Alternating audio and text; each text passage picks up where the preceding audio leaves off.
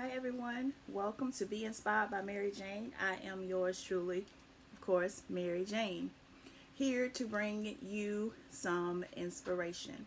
I am your encouragement specialist, here to help you to be everything that God has called you to be, to live up to your full potential. Okay, I gotta remember to look here. Looks like I'm looking that way. Remember to look here. Another blooper. I always give y'all those in the beginning. Anyway, I pray everybody has had a great day. So what we're going to be talking about on today is how to wait for your spouse. How to wait on God for your spouse. And what to do while you wait. Don't waste your wait. All right, so we're going to jump right into it because my iPad is like on 19%. So let's go. All right, so basically what we're going to be discussing is waiting on God for your spouse. I know a lot of people are looking to go ahead and want to get married and are excited to be married, can't wait to be married, and feel like everybody else is married but you. Nobody really wants to wait. Everybody wants to go ahead and have children, get married, have a family. And I know because I was one of those people, and not everybody, but there are people who are ready to get married. But I'm here to tell you, don't waste your wait. What will you do while you're waiting on God to answer you about your spouse? What will you do with your wait? Your wait is very important. What you do while you wait will determine what you do when the time arrives, when God does send you that spouse, when God does send you your husband, or God does send you your wife. The time you're spending waiting, what are you doing? Are you spending that time working on yourself? Are you spending that time in God's word? Are you spending that time getting to know yourself? Or are you just worrying and being anxious and going out searching, looking for that person for yourself? All right, for me, for example, I was one of those people who I was looking myself. I was going and saying, oh, I can find, go find my spouse. I'm going to go and help him find me. So I pretty much was out there pretty much looking. And I'm going to tell you, sometimes when we're looking for spouses ourselves, we're looking based on our emotions, our feelings, and what feels good at the time. What we feel like we need. But see, God gives us what we want. And He knows exactly when it is that we need that. And He knows exactly what our needs are, and He promised to supply those needs. So I can assure you that if that's the desire of your heart and that's what you seek, then be in prayer about it and be preparing for your spouse once God give you your spouse. Because once your spouse come, you won't have time to work on you, to get to know you, to make sure you're good, to work out some things that you've been through, to heal. So spend this time while you're waiting, healing. So as God is preparing your spouse and preparing you for each other, you can be prepared once you guys meet and once you link up together. See, the waiting process and the waiting period is really just preparing you for what's ahead. It's preparing you for what God already has for you. So He's getting you in preparation. So don't look at it as God is going to everybody but skipping over you. He's getting to everybody else, but He's forgetting about you. That's not the case. What God is doing is preparing you. So look at it as God see you as so special, as one of a kind, as a gem, that He is preparing you, preparing your spouse to make sure that when you link together, that it's the perfect blend. Because you don't want to, like I said, be incomplete and your spouse to be incomplete. And then when you guys get together, then you're still trying to figure each other out while trying to blend together. And if there are children involved, then you're going to be trying to blend the entire family together. Along with working on yourself, your spouse working on them, along with trying to get you guys all to be gelled in together. But if you are healed and then your spouse is healed, when you get together, it's easier to blend something that's actually supposed to be blended and it's actually supposed to be put together. It's the perfect time. It's just like when you're cooking something. Okay, it's a certain time you add certain ingredients. Like when you're cooking fried chicken, for example, anything fried. You wait first for what? The grease to get hot. Once the grease is hot, then you can add the chicken. If you add the chicken before the grease is hot, then you're going to end up with a soggy mess. You're going to end up with your chicken tasting like grease. So it's a process to everything. So the time that you're spending waiting is just the process. It's just part of the wait. So don't rush the wait. Don't waste your wait. What are you doing while you're waiting? Be productive. Show God that you trust him. When you show God and let him know that you trust him, it's by how you wait. God knows that we trust him based off how we wait on our spouse. What are we doing while we're waiting? Are we waiting impatiently? Are we being patient and waiting on God to send us our spouse? Everybody has to go through it. Everybody has a process where they have to wait on their spouse. Everybody has a time where they have to wait on God to send them someone. Some people may take longer, some people shorter. But if you take time to really focus in on what God wants you to do while you're waiting, what you can be doing while you're waiting, it helps the process even more. So when that person get to you and find you, you guys find each other. Because the word said, he who finds a wife finds a good thing and obtains favor. That just means a person who has a wife, a person who has now found someone who they would like to marry. You're both really finding each other, because nobody can't marry you unless you're willing to be married to them, right? So if you're their good thing, then you want to make sure that they're meeting you and you're in a good space. You want to make sure that you're in a place where you have healed. You're in a place where you are ready to be received. You're in a place to be a good thing, a place to be favored, a place to be your spouse helpmeet. Because once you get with your spouse, you don't want to, like I said, to be trying to work on yourself, figure yourself out, iron all this stuff out, and do all this here and do all this right there. While you're waiting, just wait patiently. And take time to see if there are places that are in you and areas and things that you still need to work on and deal with. Be whole.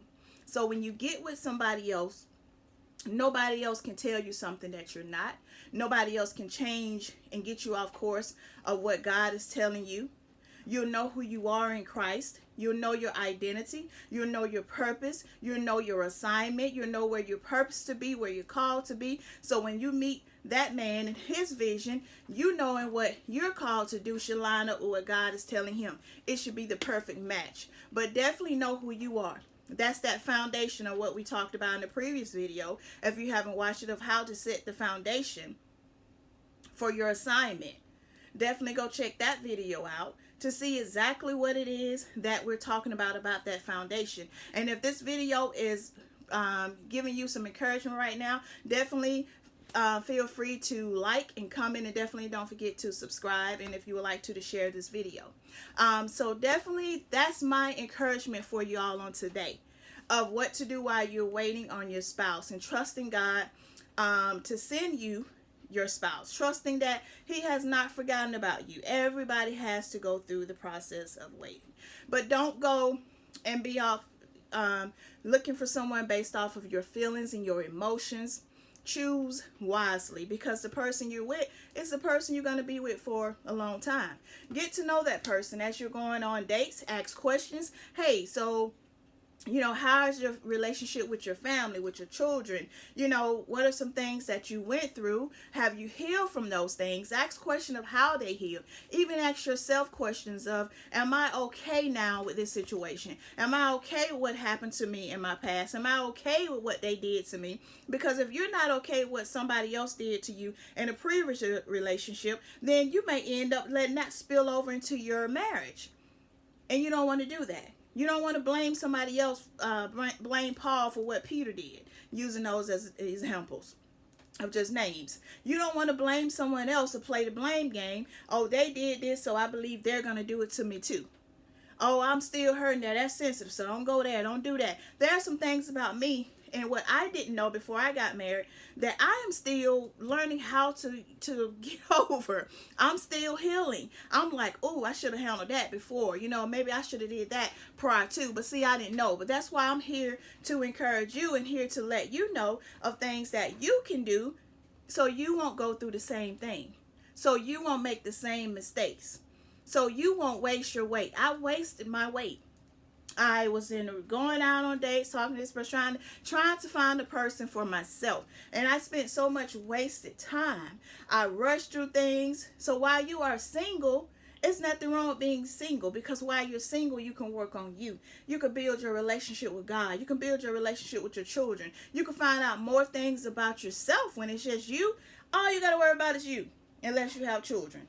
You don't have nobody to worry about but yourself. You don't have to, if you don't want to get up and go wash the dishes, hey, it's just you. You don't have to worry about it. If you don't want to go cook, you don't have to, it's just you. You want to go somewhere, you don't have to say, self, can I go? You can just go. But when you're married, you got to say, can I, may I, please, if you don't mind? Or is it okay? You know, or can we go here? Would you like to go there? When it's just you, you like, I'll be over there, I'm on the way. But if I want to go somewhere, I'll be like, oh, you know, someone's asked me to come, you know, I'm wondering if you're cool or you got something planned. When you're single, you can just go. Some of single people are so jealous of married people and so envious. And honey, sometimes married people are probably jealous of singles. Because sometimes you just want to be by yourself. You don't, you don't want to be bothered. You just want to be just me, myself, and I. Okay? But when you married, baby, ain't no me, myself, and I. It's us. Okay, it's us. We coming. We'll be over there. We gonna call you. We got a business. We got a ministry. We got this checking account. This our car. This our house. These our children. It's we and our. And if you're the type of person is my, me, I, then yeah, that may be an area right there where while you're waiting to say, okay, I'm gonna work on this and I'm gonna start right now saying this is our, this is my husband and myself, you know, preparation. Waiting is preparing for what is ahead.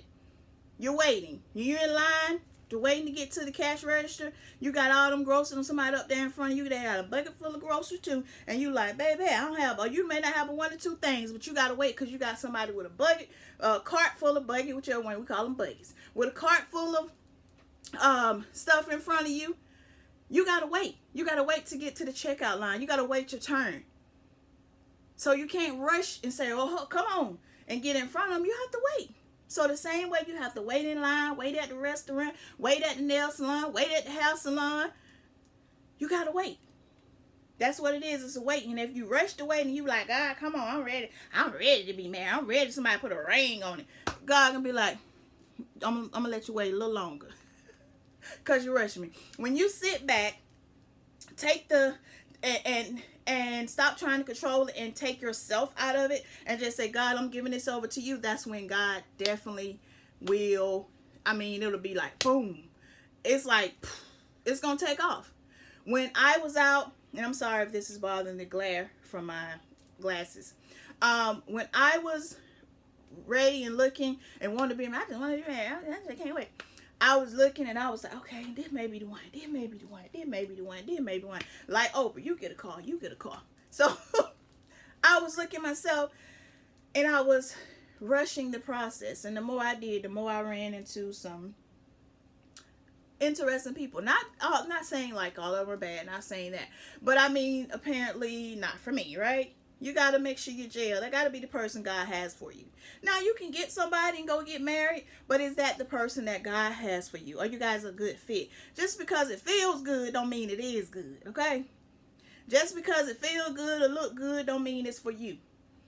Everything that feel good and look good may not be for you. They may feel good and look good be for somebody else. Just because it feels right does not mean it's right. Just because it look like it could be right don't mean that it's right. So you got to know what's right by knowing and hearing from God. Of when you know who you are, you know who is a good fit for you. When you don't know who you are, you don't know what fits for you. You don't know. So you looking like, oh, okay, yeah, they may do this to do that, but that's okay. Because you don't know who you are. So you accept anything because you want to get married. And then when it doesn't work out, you're like, oh, then you crying on somebody's shoulder, or you sitting around eating, because what I did was just eat.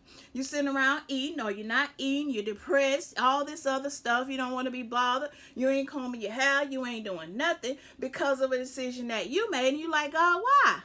But it was something you did. When you know you, and you see a red flag, don't be like, well, we can work on that. It's okay. They might do a little this, do a little that, but it's okay. We're going to be all right.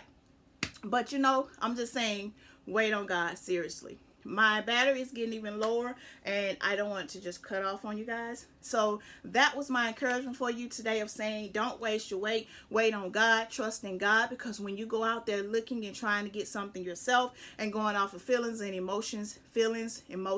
things change. One day you want to cuddle, next day, y'all know us, we don't want to cuddle.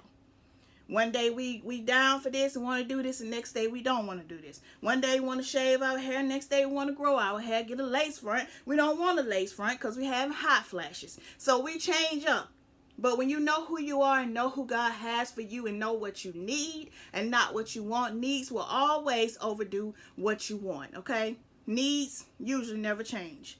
All right? So this is Mary Gain. Okay, we're not going to edit that one. Y'all get me every time. But that's okay, okay?